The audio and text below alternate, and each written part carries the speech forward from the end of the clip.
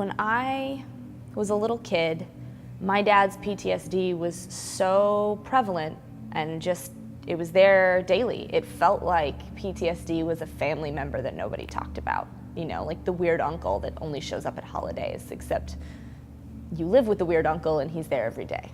I always knew something was different about my dad. And when I was really, really little, my mom explained to me that Dad was sick because of the war. He had physical issues, he was on inhalers, and then as I got older, he was on oxygen, and that's eventually what took him, was a lung complication from a chemical incendiary burn from Vietnam. But he was also mentally sick, and I didn't really understand it when I was really little, but he didn't sleep at night. He couldn't sleep until it got light outside. Everything woke him up. I remember being a little kid, probably 5 or 6. I had a nightmare, and I went to go into his room, you know, because when you have a nightmare, you crawl in bed with Dad when you're 5. And I walked into the threshold. I didn't even walk into the room, and the light shift was enough that he woke up and grabbed the gun out of his bedside table.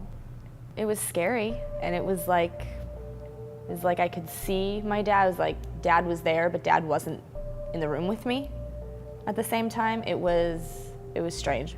One night I woke up in the middle of the night to get a glass of water. I came to the kitchen and Dad was field stripping an AK on our kitchen table. And I knew, like, looking at him, that he was in the room with me physically, but he wasn't in our kitchen in 1999. He was, you know, in the jungle in the 70s. So that was kind of interesting. And just daily life stuff, little things, no crowds. He didn't come to any games, any sporting events, any concerts, really. He came to a few. He couldn't handle it, crowds, especially a lot of people at his back.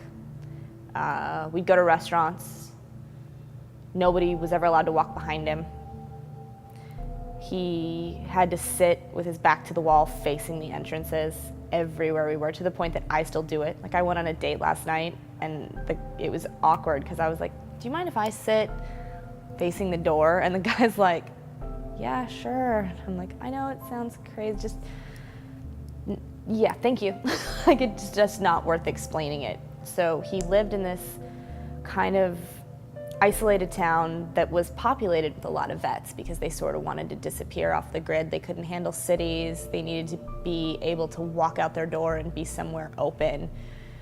So he sort of had his own support group, other vets that had alcohol problems. So that was a lot of my childhood, is listening to war stories at the kitchen table.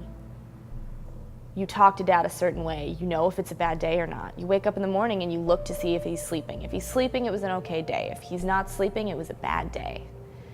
And you know how the rest of your day is gonna go. And you have to be careful. I still have PTSD as a family member. Dad's not around anymore, but it's with me now, you know? I see it in people's faces.